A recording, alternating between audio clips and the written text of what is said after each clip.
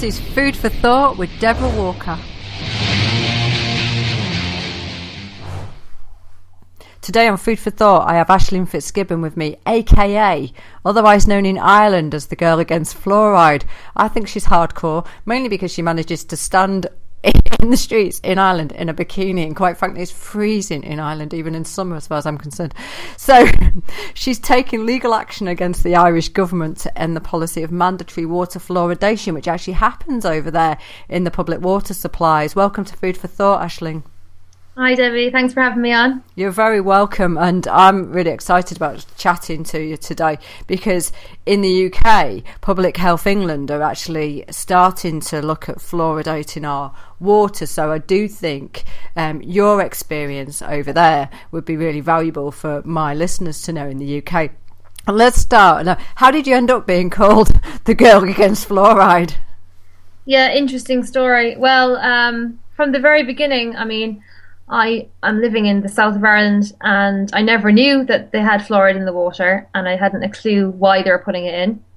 It wasn't until I had a consultation with a nutritionist in the south of England, Deborah, Wren, when I was 23 at the time, and I had been suffering from depression and low energy from the age of 19.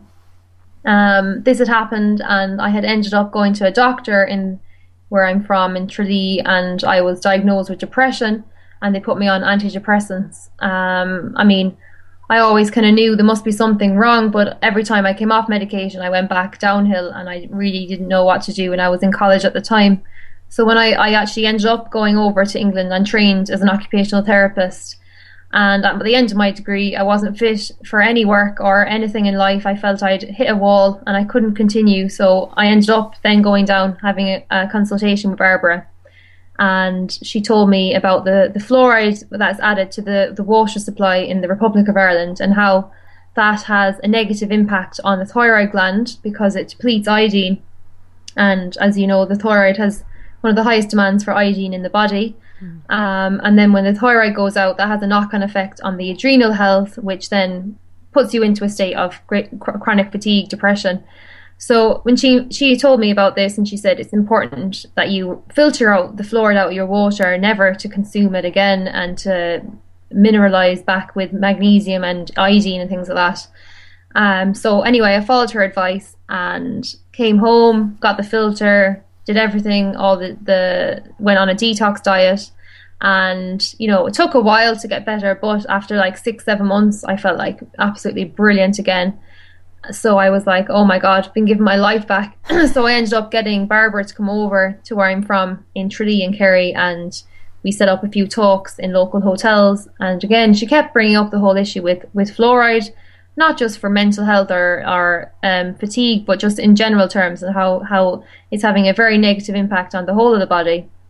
So at the end of her stay, she just said to me, when we brought her back to the airport, if you do anything for Ireland, you need to get the fluoride out of the water. So I was like, oh my god, this is, you know, I was like, okay, I'm just after recovering from like debilitating depression.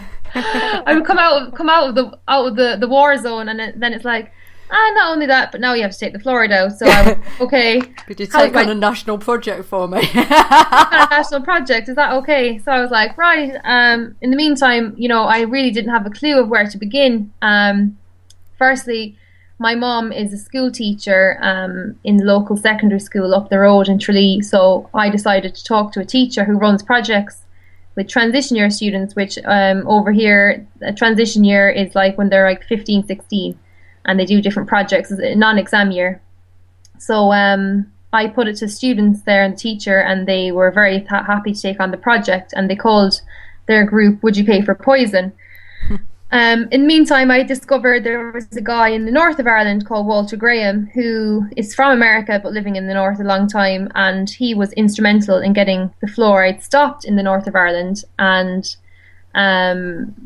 basically what happened was there was only 2 cities in the north ever fluoridated, and then they proposed to fluoridate the whole of the north of Ireland. When he heard this, he remembered his own father, when he's from New York, had heard, you know, in America they were going to fluoridate, and he actually rang up the water board there and he said, isn't this the same stuff that they're putting in rat poison, like sodium fluoride? And they were like, oh, it is, yeah, but it's just at a very low dose, so it's fine. And he was like, that makes absolutely no sense whatsoever.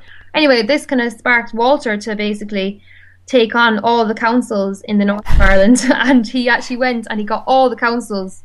Was it 26 out of the 27 councils voted to stop having the fluoride added to the water, and he then eventually got campaigns set up and they got the fluoride out of the other 2 towns that had fluoridated originally.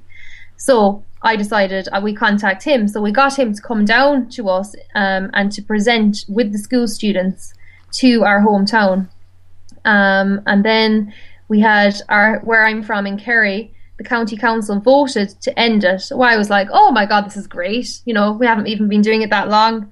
We're getting great progress. But then obviously we realized, oh, it's not that easy, because in the Republic of Ireland, they made it mandatory by law. So even if councils vote to stop it, they can't, because it's mandated by this law that's been in place since 1963. It's our 50th anniversary this year.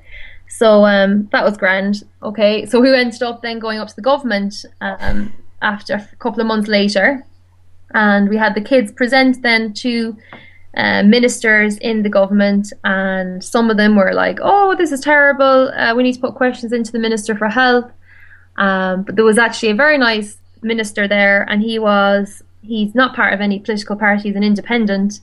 And he said, look, there's been campaigns ran for the past couple of decades, and he said they end up fizzling out because of this law that's in place. So he just said, look, the only way I see this stopping is if a court case could actually reverse that law. So I was like, okay, right, how do I do that now? So I was like, okay. And then I said it to Walter from the north, and he was like, yeah, you need to get somebody that will take this case pro bono. And I was like, okay, right. So anyway, I put out to find somebody online. Eventually did. Eventually, kind of from contacts that I built up, I eventually found like a whole legal team that are happy to take this case.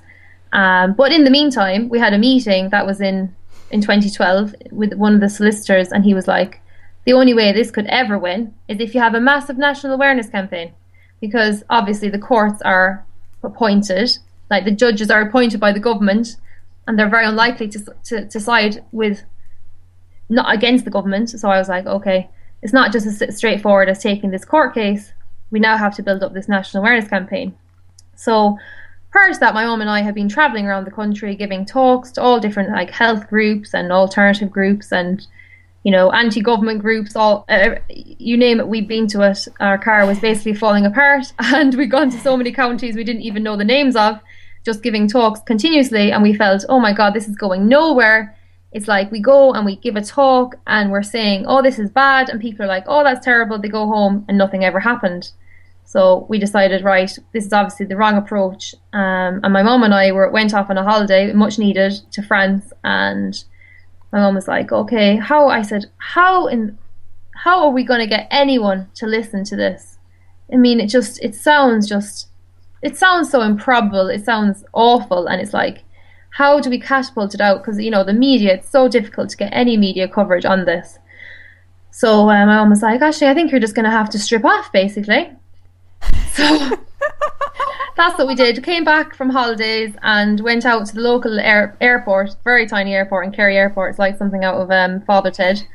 And I got a knickers with a "Get the F Out, fluoride is a poison" on it, and a t-shirt saying Irish water contains toxic industrial waste, and put that on. Obviously had a jacket over me, and then I asked a group of guys would they be in a publicity picture, and they were like, oh yeah, great. So I took off my jacket, standing there in my knickers and t-shirts, and we had great fun anyway doing the pictures. I came home and I uploaded them onto Facebook, and I was unbelievable. The reaction that I got was like, people were sending me messages, like my whole inbox was like flooded. I was getting like the amount of shares and everything. I was like, oh my God, this is amazing, because I was posting about like all these scientific journals before, and like I'd be getting like 1 like or 2 likes, and now I'm standing in my knickers and a t-shirt and I'm getting people to actually talk to me. You know, so you've just learned that sex sells. Totally. And it's like, and as well, it's like, it's the culture we're living in. We're living in this kind of like celebrity culture, this entertainment society where people want fun, they're used to the X Factor, they're used to like high drama and all this kind of stuff.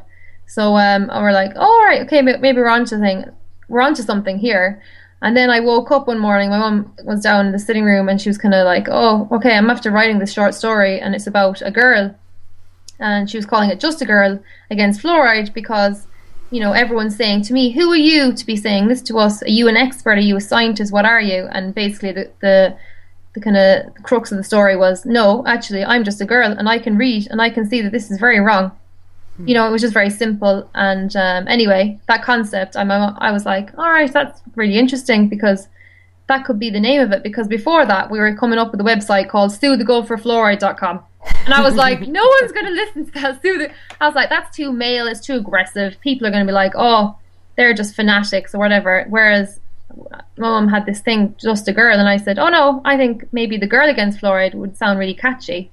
So then the Girl Against Fluoride was born and we got a website up and then all the different publicity shots and stunts began. So I did a strip down to my pink underwear outside the government with a big banner saying stripped of my rights, drugged against my will with fluoride. And I suppose it's kind of just taken off from then. And it's been a whirlwind, and now it hasn't all been stripping now, but it was just to start it off if people are listening going, my God, to get involved in a fluoride campaign, you've just stripped off, this is terrible. But I suppose it was just, what I've learned is you have to create something that's catchy, that will stand out, that's like you know, because the Girl Against Fluoride isn't necessarily my name, you know, I'm Aisling, people don't even know my name most of the time. It's like the Girl Against Fluoride, and it's like, then it starts to spread. It's like people are saying, oh, have you heard of this Girl Against Fluoride? And not necessarily people need to know the ins and outs of the science to say, oh, it does this, it does that, because that oftentimes goes over people's heads. But whereas people are kind of hearing it, there's a Girl Against Fluoride, it is obviously, there's something up with the fluoride in the water. It's kind of getting people, it's sowing enough, it's like to have enough reasonable doubt that people are kind of saying, is this a good idea? Maybe we need to look into it. And it kind of, it's a way of engaging with people when they never would even bother to talk to you about anything, you know, because as you know yourself with the health, people are often very close-minded to it. It's only if you have a certain open mindset do people want to discuss things. Now, this is a bigger issue than just Ireland in many respects, because the EFSA basically released proposals just recently for adequate intake of artificial fluoride salts. So you are kind of a little bit up against it, aren't you? Because, you know, even though this isn't an essential nutrient, it's being given adequate intakes, which is just astonishing. Yeah, because that's what they're trying. They're trying to create this image that it is necessary, you see, and then anyone who's coming out and saying it's not almost appears completely insane. It's like, why are you saying this when they're putting it in the water to prevent tooth decay, and it's necessary? What levels are they saying that are recommended? I haven't actually seen the levels, didn't actually go into the level of the report. The reason is that if it's anything like the Public Health England report, it's so full of jargon, it's almost impossible to read. Yeah. And that's what they do. I mean, they have all their own experts saying, oh, it's safe and effective. But the whole thing is, like, I was just discussing this actually with Walter last night, because what we're trying to do here is create, you know, the court case in Ireland was taken by a woman called Gladys Ryan 50 years ago.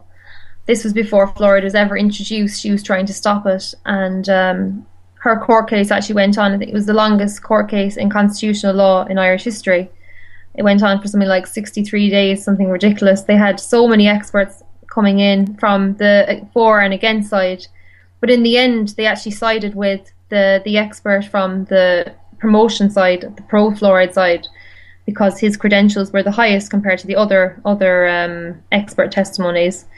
But like this guy, Harold Hodge, was a toxicologist, and he then was found out, obviously he had died, but in the 90s it came out by the investigation of Christopher Bryson, who went on to write the book called The Fluoride Deception, that Harold Hodge had actually been involved in human experiments where he was injecting plutonium and uranium into hospital patients without their knowledge to find out how much the human body could take of industrial chemicals.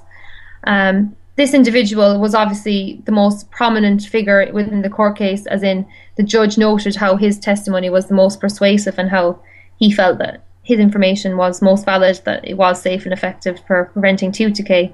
What people don't realise is that behind the scenes, that it actually has nothing to do with oral health, and it has everything to do with these large industries like the aluminium industry and the fertilizer industry. It's their way of getting rid of their industrial waste chemicals, which is this fluoride, which actually has a name of hydrofluorosilicic acid. That's the kind of full name. And it has not just fluoride, but it has things like arsenic and mercury and uranium and all these kind of heavy metals. But I mean, they'll try and convince you that black is white. But in my discussion with Walter last night, we were just saying, there is a vast amount of books on the market against fluoride by, prominent scientists and people who have dedicated their careers to studying the toxicological impacts of fluoride. And even the BBC investigative journalist Christopher Bryce in his book, The Fluoride Deception. And we were saying, all these books are on the market, but like none of these authors have ever been sued for what they're claiming. And, the whole thing is to kind of put across is that it is a medical controversy, even for, say, people in the UK now. I mean, they're trying to say that this is the perfect answer to preventing tooth decay. It's the most cost effective, but it's not.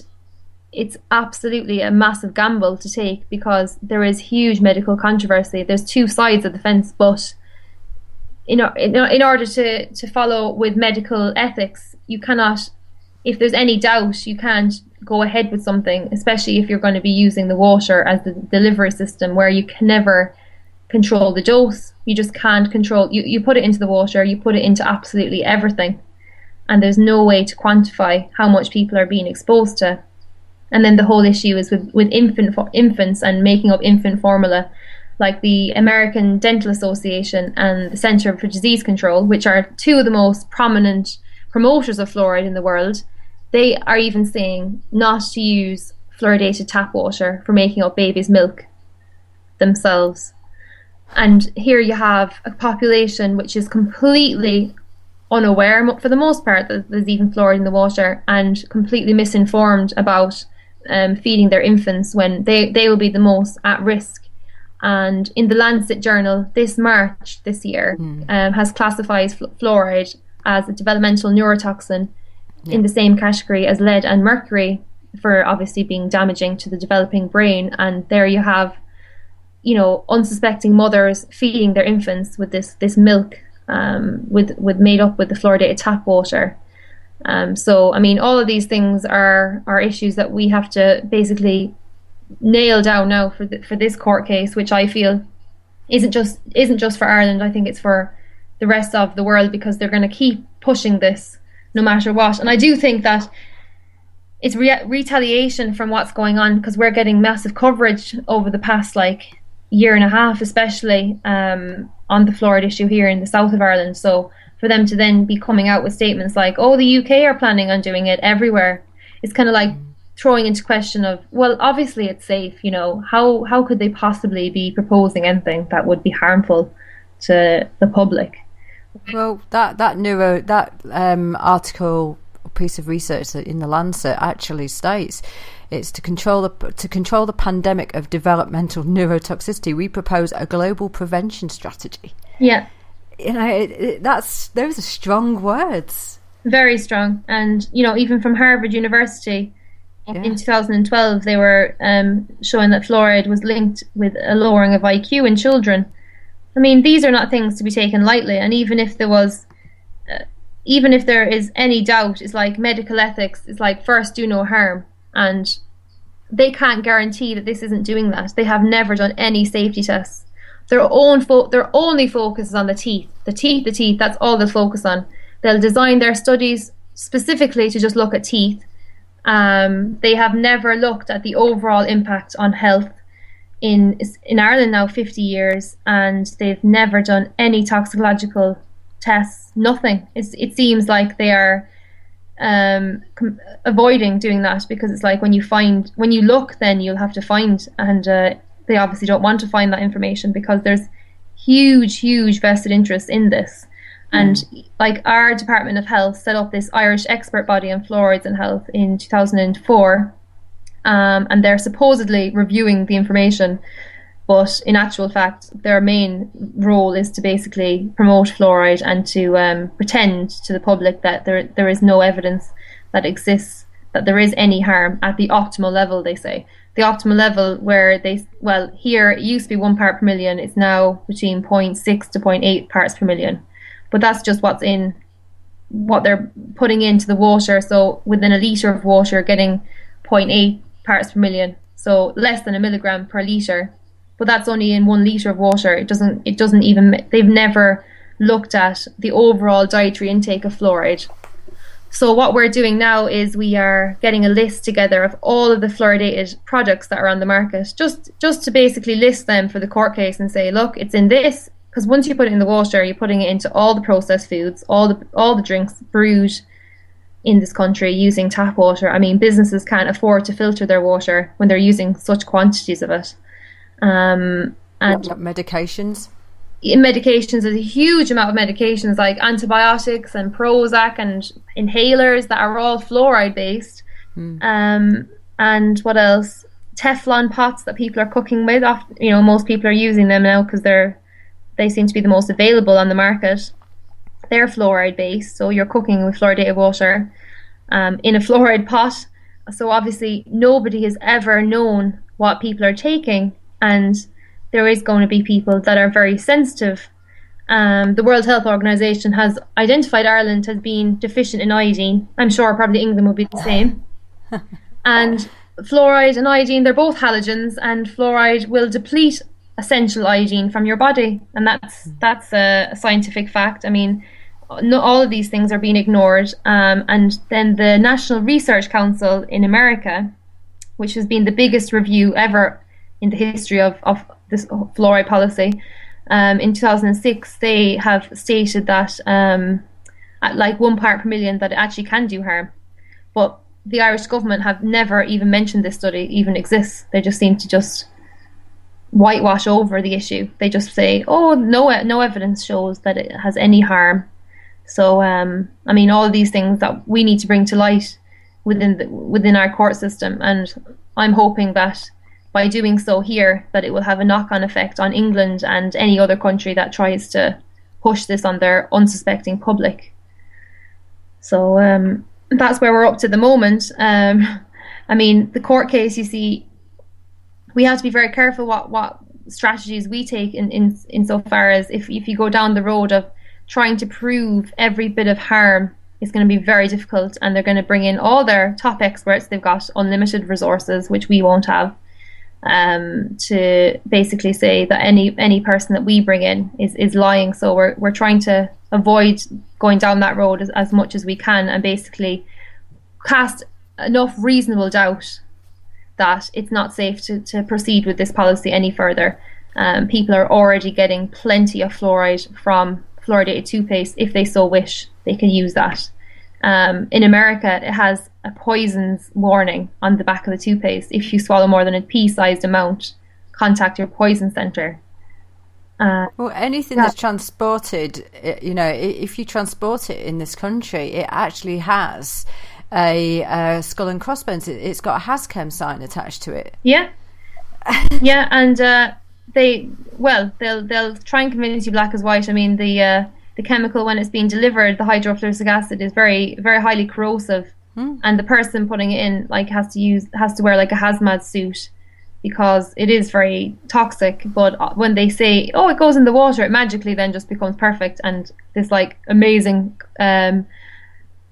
chemical, or whatever they like to call it, nutrient for teeth, when it's not at all anything to do with teeth. I mean, the dental research itself, like the Centre for Disease Control, came out and said fluoride's benefits are topical, not systemic, which was originally believed in the when they originally started fluoridating, say here in the 60s. That's what they actually thought. People had really bad tooth decay, and that's the only reason to put it in. not to address any other issues, but just put the fluoride in the water. It will make everyone feel that the answer to their dental health needs are answered. But like data from the World Health Organization shows that in countries that never fluoridated, that the tooth decay rates were on the decline anyway at the same rate as the fluoridated countries. And what it really boils down to is proper oral hygiene and, you know, diet. I mean, people who they're trying to target, like the lower income families, who they're saying are most vulnerable to tooth decay. In most often cases, they're not really drinking that much water. They're more drinking fizzy drinks, and that's the real problem. That's what's the cause of tooth decay, is this overconsumption of sugar. You know, and people are just being confused by the whole issue that it has anything to do with protecting teeth. It really doesn't. I mean, but even though these issues are very valid, they bring you down rabbit holes because they can bamboozle you with they can come up with so many different like studies that are completely industry funded, and that's what like people in government positions are listening to, because they're like, oh yeah, of course these are perfect. Why would they lie, basically? Even though I spoke actually to a dentist yesterday who's from Dublin, and he was saying like he's very against the fluoride in the water, and he was saying that if you're to get a job in the health service in Ireland, one of the first questions they'll ask you is, what's your position on water fluoridation? And you will not be hired if you go against the issue. So you have to say, oh yeah, it's very good at the optimal level, and these people are then parroting this to the public.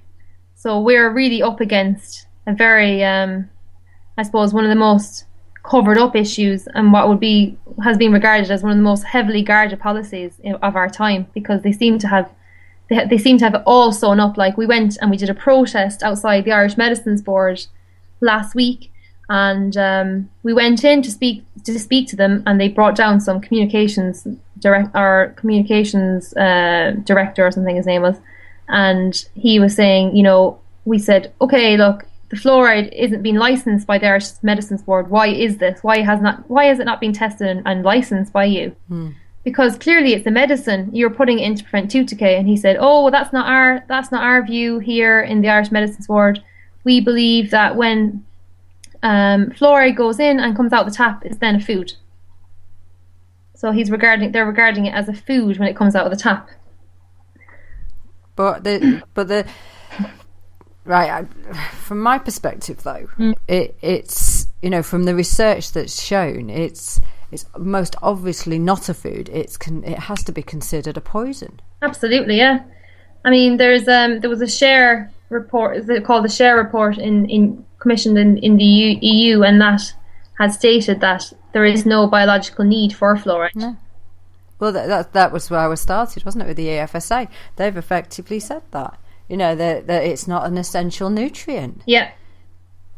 So, I mean, we don't actually have any biological need for fluoride, and that's the misconception that they're trying to confuse people by saying, oh, you know, it's actually a food stuff. It's actually a nutrient that we're putting in, like vitamin D. We're putting it into milk or whatever.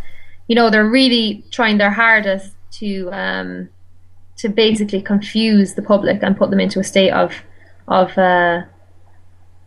complete, you know, they're completely unaware of what it is. But like, it's very difficult to kind of come along now and be like, oh, it's actually it's a poison. But their whole thing is they're like listening to what the expert body and the Department of Health are saying. So we're kind of like at the moment trying to come up with the strongest case, which is the most concrete, which I think if we can manage to do this here, then it will help our neighbours in the UK, it will help everyone in America, all the places that are working to fight it. You know, we're all kind of, if one place can actually have a victory, then it has a knock-on effect on the others. Because, I mean, the thing is, for example, the rest of Europe, like 98% of Europe, they're not forcing this upon their public. You know, people can choose if they want. I mean, they say, oh, in some places they have like fluoridated salt. And maybe that's the case, not really, maybe in small amounts of places, but at the end of the day, I mean, how can you compare water to salt? you can choose to have salt. A lot of people don't bother having salt in their diets anyway. But how can you ever say that this adding it to salt is the same as water, when water is like a basic human right? And I think that the main crux of the argument is, and I think people in England should definitely take this on, is the fact that it is completely unethical to mass medicate people, because even if they're not saying it's medicine, by their very definition of a medicine, anything that purports to prevent or treat a disease, which they're claiming that is treating an oral health disease, so it is a medicine. And you cannot give people that without their consent and without ever being able to control the dose. It's absolutely out of control. How can you take that risk? How can you take that gamble? Even if there's only 3 studies, apparently I think there's around 4,000 studies that are indicating that it is linked to harm of all various illnesses.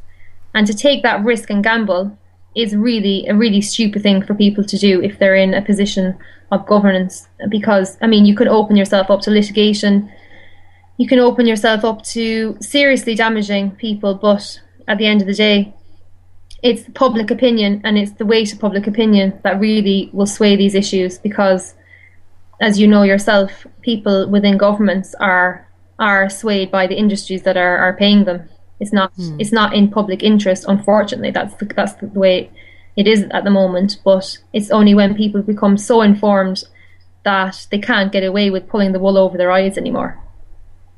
And it's interesting, they use the argument of the tooth decay, because you do have some of the worst dental health in Europe, don't you?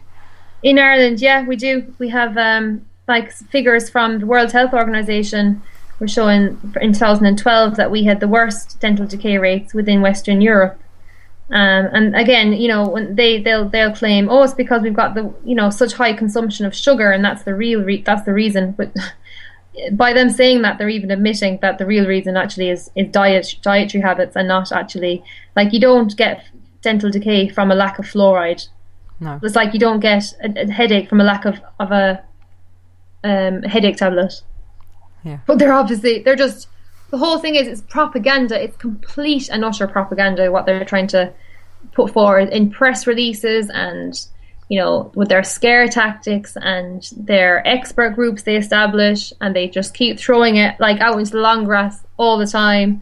And as well, they try and create it that it is like this armed wall around it. From what we've found, like with the councils like voting off to end it, it's like, it's in the law, so sorry, no answer. Even though like we've had Cork has been a massive help. We've had great support from Cork. There's been a fluoride-free towns movement set up since last year, and they've been getting like major support, like from all like cross-party political support. They've had businesses that have installed reverse osmosis filters to remove the fluoride, and it really has hit national media. It got into the national papers, it was on the national radios, it was even on television. It went on RTE TV, which is like, how did that happen? Anyway, these things are happening, whether they like it or not. And the awareness is definitely going up and up and up. And in Ireland, they're actually proposing to have water charges next year coming out from Irish Water. So more and more people are saying, I'm not paying for fluoridated water. There's no way, so there is momentum building. Good. And with the online, like we're so blessed to have that facility of like Facebook and Twitter and the internet, because we can easily share information, and the Facebook is building up numbers. Like we're over 20,000 followers now on the Facebook, and that's building all the time, which is like funny how you think this is such a gargantuan task to take on. It's like, remember when we started, it was like, oh my god, 2 people are liking what I just said. 2 people. And then it's like it goes up and up, and people are sharing it. And then I even was over in Southampton at a group in 2012, giving a presentation about the campaign and what we had to go through and what we were doing. And and it's like, it's becoming like a global effort, because it's like we realize it's not just what we're doing in our own countries, it's actually what we're all doing together collectively is what will ultimately enable us to defeat this. Because I mean, it's not we're in the minority, the people who are adding it to the fluoride to the water. it's not like that it's a universal thing. In most places, like most European countries wouldn't even dream of allowing it in, and that's what we need to just make clear to the judge on the case, that this isn't this isn't solid. This is on shaky grounds, and it is at the end of the day, it's a medical controversy, and how can you take that risk? Now, can I just pick up this medical controversy part? Because on our NHS website, it actually says that it's naturally occurring. Yeah. Would you like to kind of put that to bed? Because there are different types of fluoride. And actually, from my perspective, the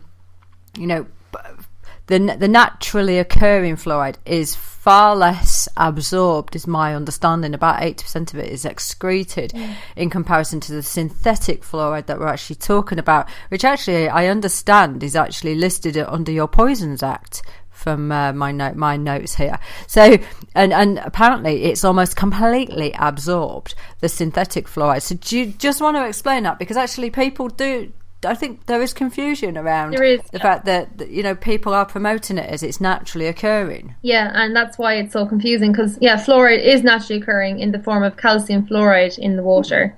In Ireland, at very, very low levels, I think like less than 0.3 parts per million. But again, it's completely different because it's bonded. Fluoride bonds in nature to calcium. So it's coming in as calcium fluoride, which, as you said, is for the most part insoluble at low enough levels, because the calcium and magnesium will actually buffer the impact of fluoride, so it makes it less bioavailable. So it's like nature kind of knew to have it with calcium so that it wouldn't actually go in and be fully absorbed and have any negative impact on our biology. But then they're putting in this artificial fluoride, which is completely different in terms of the fact that it's going in, it's not bonded to anything, it doesn't have a buffering agent, it's going in as this fluoride, well, they're calling it a free-flowing fluoride ion, but it's a fluoride ion on its own, and this has been noted by science as to be much more soluble, because of the fact that it basically has no ability to not be absorbed, because there is nothing there in its place to replace calcium. So when people are drinking it, and especially if it's in areas where there's soft water, whereby there's low calcium magnesium levels, this fluoride, artificial fluoride, will be much more bioavailable to the body, absorbed and going into every cell in the body. And unfortunately, in this country, they have never bothered to look at what that impact is and what it actually is doing. Overall, they've only ever focused on teeth. So, I mean, there is evidence there independently to show that it is causing, thyroid dysfunction and it's increased rates of respiratory disease. I mean, the list goes on and on.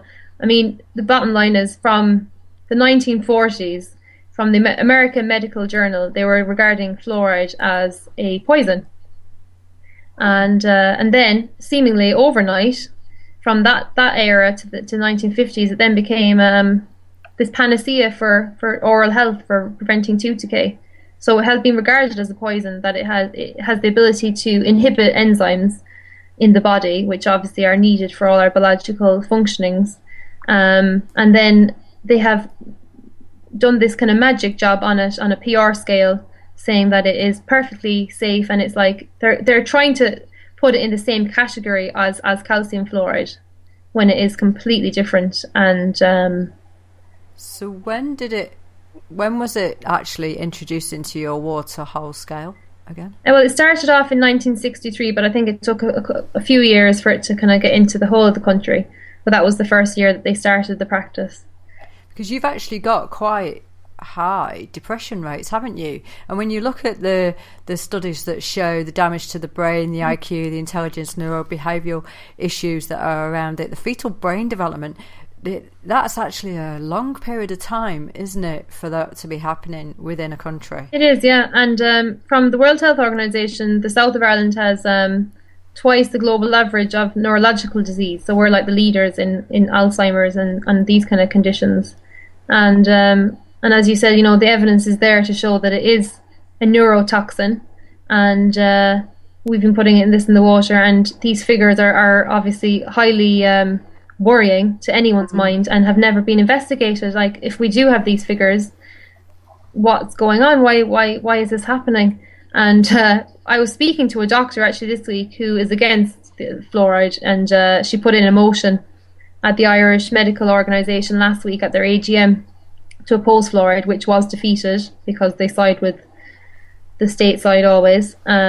She was just saying like how it is with the whole she was saying that in Ireland, which is very interesting, they're not actually recording the levels of diseases, like as in they are starting with a number of them. Say Alzheimer's obviously has been recorded, motor neuron and things like this, but things like hypothyroidism, those levels are not known. So we actually don't have any we don't have any figure as such to say this many people in this country have this condition. You know, they're on medication or whatever. They haven't even bothered to register that disease in its figures. So all these things, I mean, they do these things purposely to kind of keep people unaware. So what are the key milestones that you've achieved so far in the campaign? Well, I suppose the first one was creating and making this brand of the Girl Against Fluoride. I think that was one of the highlights at the very beginning, because very pink very pink and girly, and it's like a superhero little emblem, because you have to be a super bloody hero to take this on. It's like climbing Mount Everest with 10 children on your back. That's kind of the scale of it. Aaron Brockovich style, basically. It is, you're absolutely right. But that, and then I suppose getting support from the Sinn Féin party last year. They put in a bill to ban fluoride, and we had an opportunity to present to the TD ministers and senators in the government, and based on that then I've gotten a massive support from a senator in there, and she's helping now at the moment, and we're going to be doing a big debate. That was that, you know, and I think that we've had great support as well from people around the country now who've taken up with their own town councils, especially in Cork. That's been a massive milestone, and that was actually from my publicity stunt outside Kerry Airport with the neighbours. I met this guy called Owen Boyden, and he's from Cork, and based on that meeting, he is the person, I met him again afterwards, like maybe a year later, and he just said to me, he was like, oh my God, I know what's after happening to me, you've like put a spell on me or something. He's like, all I can think about is fluoride, and now he's running with it. He like works like off the oil rig, so when he's back, he's just working full time on the fluoride, and he's set up this fluoride free towns, and we've got like businesses getting in the filters, and he's gotten massive coverage. That was a huge thing, and he's still running with it, and he's offered like major support to this campaign and has helped me to no end. So it's like sometimes when you put yourself out there, it's like, you know, you get other people to kind of help you, and it's like when I started off this campaign, you could never even envision what would it be like, how would it happen, how would it pan out. Like loads of people are like, oh, what's your game plan? It's very difficult to actually have an exact game plan, because like, you know, yourself in your life, you can have ideas of what you want to do, but it's like the universe has different plans for you. I mean, you can be thrown off in all different directions. But as well, I think another thing was like, okay, I have to find like a legal team. How the hell am I going to do that? Somehow, like by throwing myself out there and putting that out there publicly, I eventually found one through different contacts, and that kind of came together. And putting that into place, and then having like the help from, say, Walter Graham in the north has been massive. As a mentor, as a guide, somebody that would, you know, because it's like there's so much information. This subject is so vast. You could be talking about it for the next 10 years, but it's like to be able to sell an issue to the public is really what I've learned. I think that's been a huge milestone in terms of my communication. When I'm giving presentations, if I'm speaking on radio, it's like you have to make things palatable for people, because it's like I remember watching this drama before, and it was like people will believe the thing that gives them the least amount of nightmares. So if you sell something to someone in a way that makes them recoil in horror and makes them actually want to run away from you, you're never going to get anyone on your side, and you're not going to gain momentum with an issue, because it's like, oh my God, that is just so horrific. how could I ever, it's like you kind of destabilize people's emotions. So I've kind of learned it's like you're not just dealing with an issue that you think, oh, if I just raise my flag enough people will listen to me. It's like you have to kind of like tone it down as well. It's like you have to be able to kind of say, okay, well, what people can listen to? What is it that they can take on board in their life? And how can I break it down into a way that's easy for them to listen to? So it's like the Girl Against Fluoride has become like the Mary Poppins, where it's like a spoonful of sugar makes the medicine go down. It's like you have to make it nice and pink and just less threatening is what I've learned. It's like I have to come at it with a nice positive energy as opposed to like an angry, aggressive energy. Yeah, you've made activism acceptable. That's it, yeah. Because it's like before, it's like, oh, they're angry, they're outside, they're off-putting. You're never going to get any. You're going to attract like a subset of the population that will love that and will be well into that and will keep that up. But for the most part, to get any bit of traction with mainstream people, you have to act in a more mainstream way, even if you're not yourself. It's like if you come across as like this kind of like aggressive activist, then people are just like, yeah, whatever. They're against everything. So that's what I've learned this, and I think I'm still learning all the time, and I'm still refining my ability to be able to put this across to people. So hopefully, I think at the end of this, when I do finally get the fluoride out of the water, I will be able to help other people and with their issues, and kind of just add to how we do create societal change, because all of these things are learning. Because it's like recently watched the DVD of the film of Nelson Mandela's Long Walk to Freedom.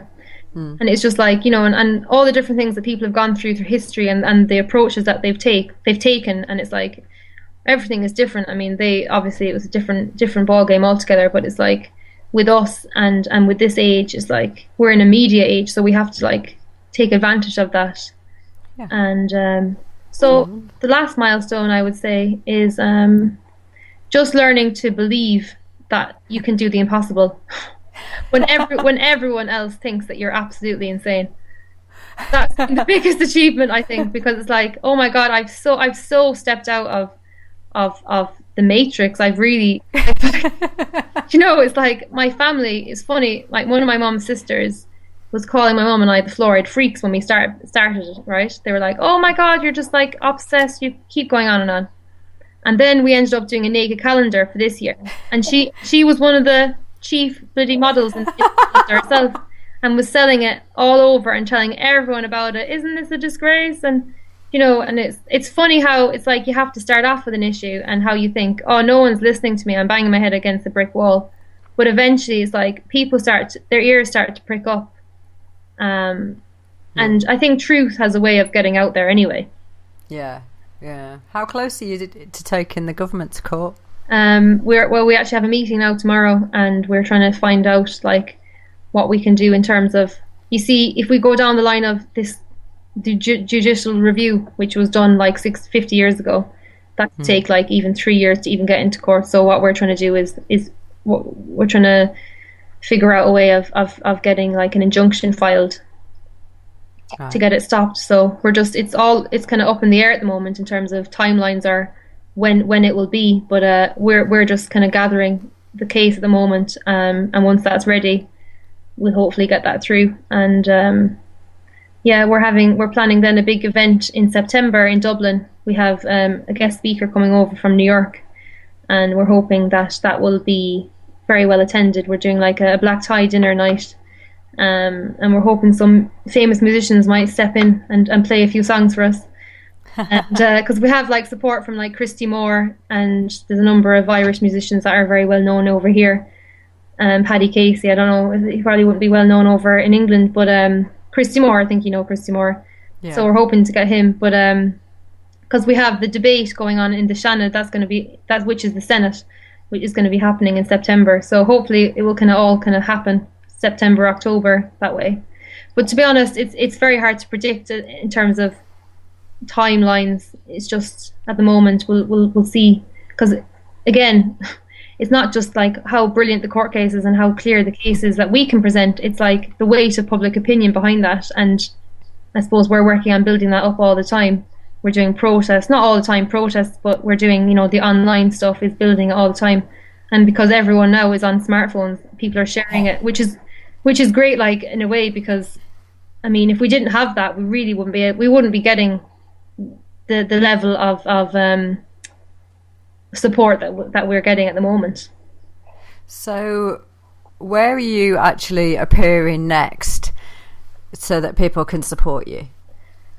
Where are we now? It's our next thing, because last week we went to the Irish Medicines Board, and we found out they're saying that it's a food to our faces. So we plan to go to the the Agriculture Department, and ask what's going on with this food, just to kind of get their feedback. And another thing, so that's kind of like a public thing. So. And I'll be putting that out on Facebook anyway. So if anyone wants to join in, they can come along. And if they want to join the database as well, to stay in touch with what's happening, because it just evolves.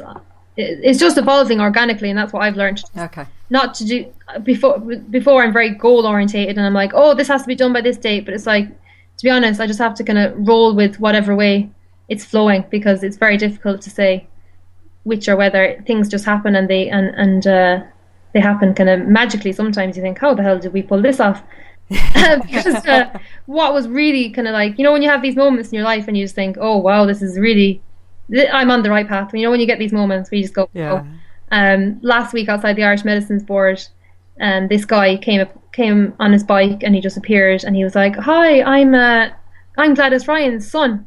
And Gladys Ryan was the lady who took the first court case 50 years ago, who passed away last year, age 93. Oh. So luckily she had a lovely long life. And I just said to him, we're so inspired by Gladys. She took on the state when no woman in 50 years ago, it was oh my God, it was so repressed here. And like, she took that on herself, and her husband were, like, I suppose, pioneers of being environmentalists. I think they were responsible for setting up, like, the Soil Association and things like that. But he was like, yeah, and my mom, he grew up in a household of going on about fluoride, and for him to just meet him, it was just like, I just felt like so happy in myself. That was actually a milestone in itself, just to be able to meet him, and for him to say that, and he was like, Gladys is really happy. She heard about the campaign, and she was really happy about it, so she knew about it before she passed away. Huh. And I said, we call on her spirit. It's like, we're not just doing this, we're doing this for everyone, but like Gladys especially, to call in her spirit, because there's been so many people that have tried this. It's not like I'm making light-hearted of it now, but it's like, it is such a monumental thing. People have tried, dentists, like 15 years ago, he ran a big campaign, and people have hit this brick wall. So it's like, I feel like, not only am I doing that just for getting it out, but it's like I'm doing it for all these people who've also tried. It's like all the people that have gone before us to attempt this. So Aisling, how do people get in contact with you, keep track of you, and all those sorts of things? What are your contact details, or the contact details of the campaign? So get us on the website is thegirlagainstfluoride.com, and Facebook, The Girl Against Fluoride. Twitter is @FluorideGirl. And if you would like to stay in touch more closely with the campaign, please send your email to info@thegirlagainstfluoride.com, and just say you want to join the database, and we'll add your name to our database. And that helps us connect to people and share the progress and any events that we have coming up. Because again, they come up sporadically, but when they do come up, we do rely on people coming along. Even if it just means sharing things online, that's even, depends on people. Obviously can't give as much time as they'd like to, but our power is definitely like having the social media campaign. So if you can share things on Facebook, Twitter, and just kind of get the word out, because this isn't just about the Irish campaign, it's a kind of global effort, because they're going to keep pushing, these bloody industrialists are going to keep pushing for fluoride, and they get in and they convince ministries for health. And so it's just really critical that we all kind of push for this to be known and a known fact that people will not go near it in the future. So, yeah. Are you looking for donations via the website and things like that? Yeah, if people would like to donate, which would be very, very appreciated, you can donate on the donate page on the website. I think you can, just go straight through to the our campaign account. And if anyone had any issues with that, they can just email us if they want to find out. Because I'm not sure, I don't think we have PayPal, where people can just pay. They can just do like a direct transfer. Or if they want, they can get our contact details, and if they want to send a check or anything. Perfect. But because we will be, we're trying to keep this campaign running, and we want to see it to the very end. So anything that anyone can contribute is a huge help. Aisling, aka otherwise known as the Girl Against Fluoride, thank you so much for coming on today. It's been real fun. Thank you. Thanks a million, Debbie.